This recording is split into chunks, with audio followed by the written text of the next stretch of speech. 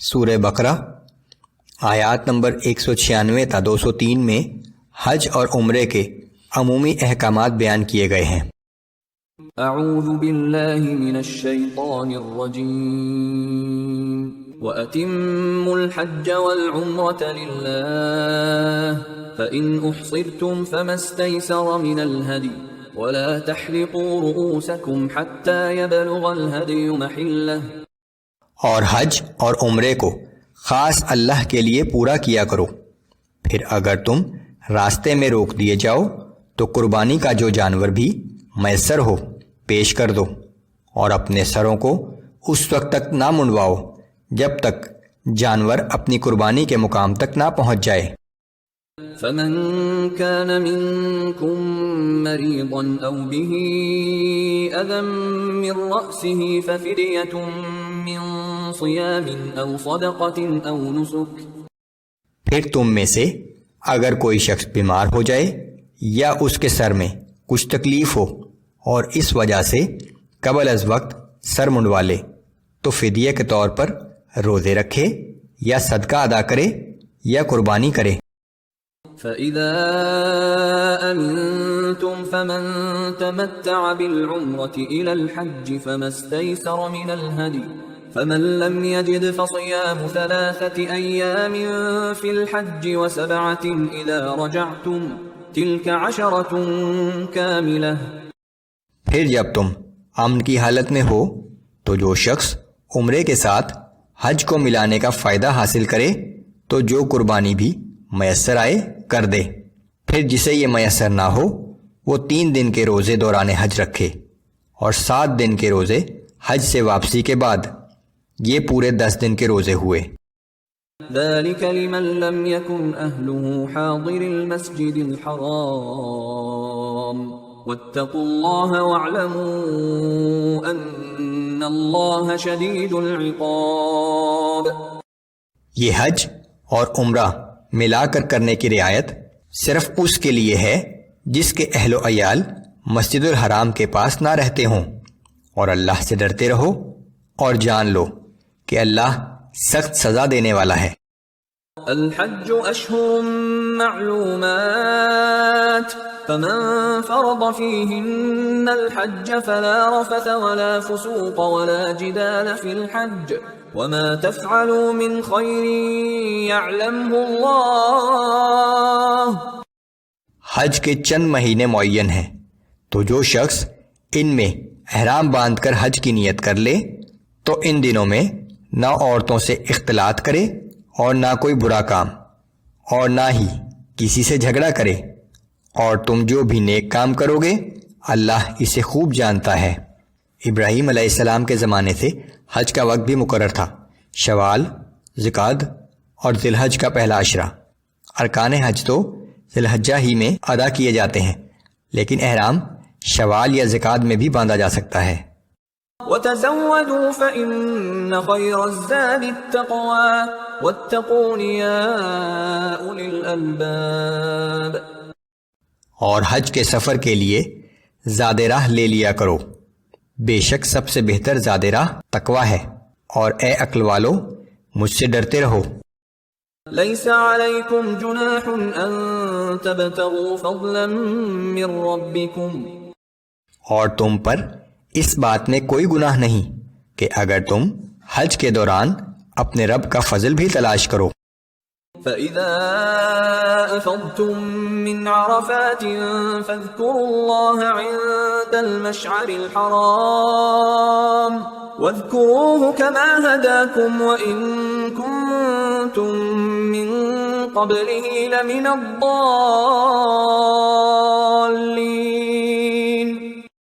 پھر جب تم عرفات سے واپس آؤ تو مشعر حرام یعنی مزدلفہ میں اللہ کا ذکر کیا کرو، اور اس کا ذکر اس طرح کرو جیسے اس نے تمہیں سکھایا ہے، اور بے شک اس سے پہلے تم اس سے ناواقف تھے۔ ثم افیضوا من حیث افاض الناس واستغفروا اللہ ان اللہ غفور رحیم۔ پھر اس کا خیال رکھو کہ تم بھی عرفات میں وہیں سے جا کر واپس آیا کرو جہاں سے سب لوگ واپس آتے ہیں، اور اللہ سے معافی طلب کرو، بے شک اللہ نہایت بخشنے والا مہربان ہے۔ مشرکین مکہ کی حج کے معاملے میں ایک اور بدعت یہ تھی کہ وہ عرفات نہیں جاتے تھے۔ ان کا کہنا تھا کہ مکہ کے رہنے والوں کے لیے عرفات جانا ضروری نہیں ہے۔ اس آیت میں اس بدعت سے منع فرما دیا گیا ہے۔ فَإِذَا قَضَيْتُم مَّنَاسِكَكُمْ فَاذْكُرُوا اللَّهَ كَذِكْرِكُمْ آبَاءَكُمْ أَوْ أَشَدَّ ذِكْرًا، پھر جب تم حج کے مناسک پورے کر چکو تو اللہ کا خوب ذکر کیا کرو، جیسے تم اپنے باپ دادا کا ذکر کرتے رہے ہو، بلکہ اس سے بھی زیادہ بڑھ چڑھ کر۔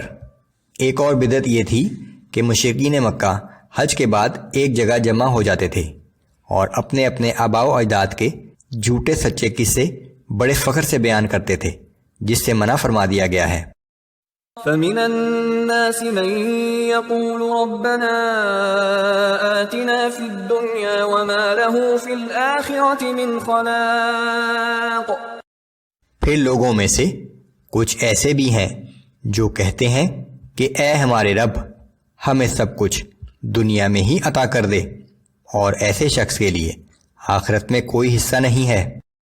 وَمِنْهُمْ مَن يَقُولُ رَبَّنَا آتِنَا فِي الدُّنْيَا حَسَنَةً وَفِي الْآخِرَةِ حَسَنَةً وَقِنَا عَذَابَ النَّارِ، اور لوگوں میں سے بعض ایسے بھی ہیں جو کہتے ہیں کہ اے ہمارے رب، ہمیں دنیا میں بھی بھلائی عطا فرما اور آخرت میں بھی بھلائی سے نواز، اور ہمیں دوزخ کے عذاب سے محفوظ رکھ۔ اولئک لهم نصیب مما کسبوا واللہ سریع الحساب، یہی وہ لوگ ہیں جنہیں ان کے اعمال کا اجر دنیا اور آخرت دونوں میں ملے گا، اور اللہ بہت تیزی سے حساب کرنے والا ہے۔ اس دنیاوی زندگی کا اصل مقصد آخرت کی تیاری ہے۔ حج ایک ایسا مبارک موقع ہے جب دعائیں قبول ہوتی ہیں۔ بڑی بدنصیبی کی بات ہے کہ اس موقع پر بھی بعض لوگ صرف دنیا ہی کے مال و دولت اور ترقی کے لیے دعائیں مانگتے ہیں۔ عمومی طور پر ہمیشہ ہی اور حج کے موقع پر خاص طور سے دنیا اور آخرت دونوں کے لیے دعا مانگنی چاہیے۔ ایک بڑی جامع دعا ربنا آتنا فی الدنیا حسنۃ وفی الآخرۃ حسنۃ وقنا عذاب النار تلقین کی گئی ہے۔ واذکروا اللہ فی ایام معدودات، اور اللہ کو گنتی کے ان چند دنوں میں بہت کثرت سے یاد کیا کرو۔ فمن تعجل في يومين فلا إثم عليه ومن تأخر فلا إثم عليه لمن اتقى، پھر اگر کسی نے جلدی کی اور منا سے 2 ہی دنوں بعد واپس آ گیا تو اس پر کوئی گناہ نہیں، اور جس نے تاخیر کی تو اس پر بھی کوئی گناہ نہیں، بشرطیکہ یہ دن اس نے تقوی کے ساتھ بسر کیے ہوں۔ واتقوا اللہ واعلموا انکم الیہ تحشرون، اور اللہ سے ڈرتے رہو اور جان لو کہ ایک دن تم سب کو اسی کے پاس جمع کیا جائے گا۔ سورہ بقرہ آیات نمبر 204 تا 207 میں مسلمانوں کو منافقین اور شیطان سے ہوشیار رہنے کی تلقین کی گئی ہے۔ کفار کو تنبیہ، انبیاء کو بھیجنے کی حکمت، اور مسلمانوں کو ہر حال میں اللہ کی راہ میں ثابت قدم رہنے کی ہدایت کی گئی ہے۔ اعوذ باللہ من الشیطان الرجیم، ومن الناس من يعجبك قوله في الحياة الدنيا ويشهد الله على ما في قلبه وهو ألد الخصام، اور لوگوں میں سے وہ شخص بھی ہے کہ دنیاوی زندگی کے بارے میں اس کی گفتگو آپ کو اچھی لگتی ہے، اور وہ اپنے دل کی بات پر اللہ کو گواہ بھی بناتا رہتا ہے، حالانکہ وہ سب سے زیادہ جھگڑالو ہے۔ وَإِذَا تَوَلَّى سَعَى فِي الْأَرْضِ لِيُفْسِدَ فِيهَا وَيُهْلِكَ الْحَرْثَ وَالنَّسْلَ وَاللَّهُ لَا يُحِبُّ الْفَسَادَ۔ اور جب وہ آپ کے پاس سے واپس جاتا ہے تو اس کی ساری کوشش یہ ہوتی ہے کہ زمین میں ہر جگہ فساد برپا کرے اور کھیتیاں اور جانیں تباہ کر دے، اور اللہ فساد کو پسند نہیں فرماتا۔ وَإِذَا قِيلَ لَهُ اتَّقِ اللَّهَ أَخَذَتْهُ الْعِزَّةُ بِالْإِثْمِ فَحَسْبُهُ جَهَنَّمُ وَلَبِئْسَ الْمِهَادُ۔ اور جب اسے کہا جاتا ہے کہ اللہ سے ڈرو تو اس کا غرور اسے مزید گناہ کرنے پر اکساتا ہے، پس ایسے شخص کے لیے تو جہنم ہی کافی ہے، اور وہ یقیناً بہت برا ٹھکانہ ہے۔ وَمِنَ النَّاسِ مَن يَشْرِي نَفْسَهُ ابْتِغَاءَ مَرْضَاتِ اللَّهِ وَاللَّهُ رَءُوفٌ بِالْعِبَادِ۔ اور لوگوں میں کوئی ایسا مخلص بھی ہے جو اللہ کی خوشنودی حاصل کرنے کے لیے اپنی جان تک بیچ ڈالتا ہے، تو اللہ اپنے ایسے بندوں پر بہت مہربان ہے۔ یا ایہا الذین آمنوا ادخلوا فی السلم کافۃ ولا تتبعوا خطوات الشیطان انہ لکم عدو مبین۔ اے ایمان والو، دین اسلام میں پوری طرح داخل ہو جاؤ اور شیطان کے پیچھے نہ چلو، بے شک وہ تمہارا کھلا دشمن ہے۔ فَإِن زَلَلْتُم مِّن بَعْدِ مَا جَاءَتْكُمُ الْبَيِّنَاتُ فَاعْلَمُوا أَنَّ اللَّهَ عَزِيزٌ حَكِيمٌ۔ پس اگر ان واضح نشانیوں اور احکام کے بعد بھی تم لغزش کرو اور گمراہ ہو جاؤ تو یاد رکھو کہ اللہ بڑا زبردست اور بڑی حکمت والا ہے، پھر کوئی نہیں جو اس کی سزا سے بچا سکے۔ هل ينظرون إلا أن يأتيهم الله في ظلل من الغمام والملائكة وقضي الأمر وإلى الله ترجع الأمور۔ کیا وہ لوگ اسی بات کا انتظار کر رہے ہیں کہ اللہ تعالیٰ بادلوں کے سائے میں فرشتوں کے ساتھ آ جائے اور سب کاموں کا فیصلہ ہی کر دیا جائے، اور آخرکار سارے معاملات اللہ ہی کے حضور میں پیش کیے جائیں گے۔ سل بنی اسرائیل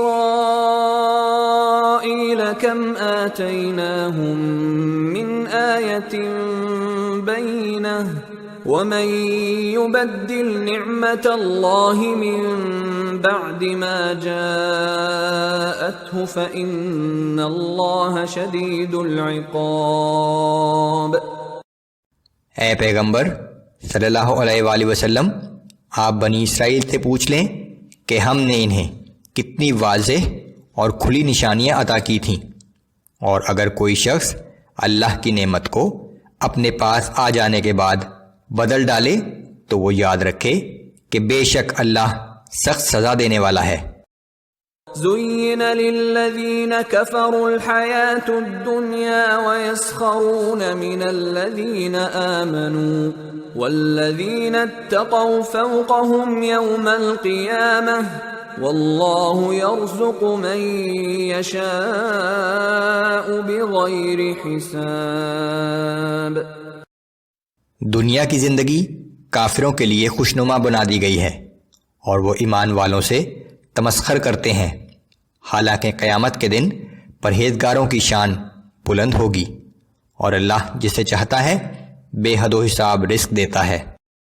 كان الناس أمة واحدة فبعث الله النبيين مبشرين ومنذرين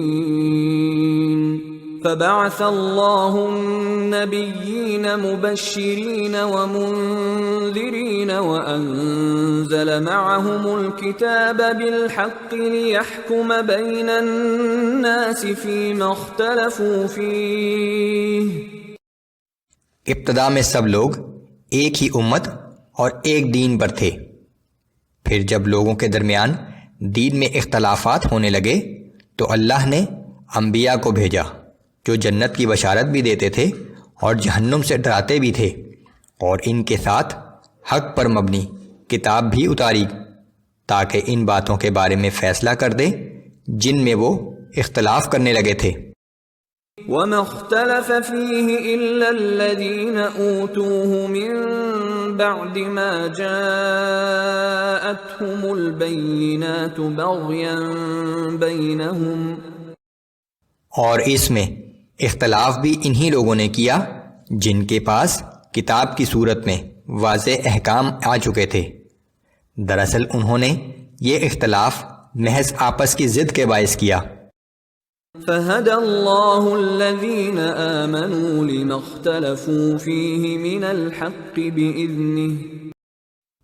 پھر اللہ نے اپنے فضل سے اہل ایمان کی ان باتوں میں رہنمائی فرمائی جس میں وہ اختلاف کرتے تھے. وَاللَّهُ يَهْدِي مَن يَشَاءُ إِلَى صِرَاطٍ مُسْتَقِيمٍ. اور اللہ جسے چاہتا ہے سیدھا راستہ دکھا دیتا ہے. أَمْ حَسِبْتُمْ أَن تَدْخُلُوا الْجَنَّةَ وَلَمَّا يَأْتِكُمْ مَثَلُ الَّذِينَ خَلَوْا مِن قَبْلِكُمْ. کیا تم یہ گمان کرتے ہو کہ تم یوں ہی جنت میں داخل ہو جاؤ گے، حالانکہ تم پر تو ابھی وہ آزمائشیں آئی ہی نہیں جو تم سے پہلے لوگوں پر آئی تھیں. مستهم البأساء والضراء وزلزلوا حتى يقول الرسول والذين آمنوا معه متى نصر الله. ان کو بڑی بڑی سختیاں اور تکلیفیں پہنچیں اور انہیں مصائب کی کثرت سے ہلا ڈالا گیا، یہاں تک کہ خود اس وقت کا رسول اور ان کے ایمان والے ساتھی بھی پکار اٹھے کہ اللہ کی مدد کب آئے گی. الا ان نصر اللہ قریب. آگاہ ہو جاؤ کہ بے شک اللہ کی مدد قریب ہے. یہی جواب پچھلے رسولوں اور ان کی امت کو دیا گیا تھا، اور یہی یقین دہانی رسول اللہ صلی اللہ علیہ وآلہ وسلم اور ان کے ساتھیوں کو کرائی گئی ہے.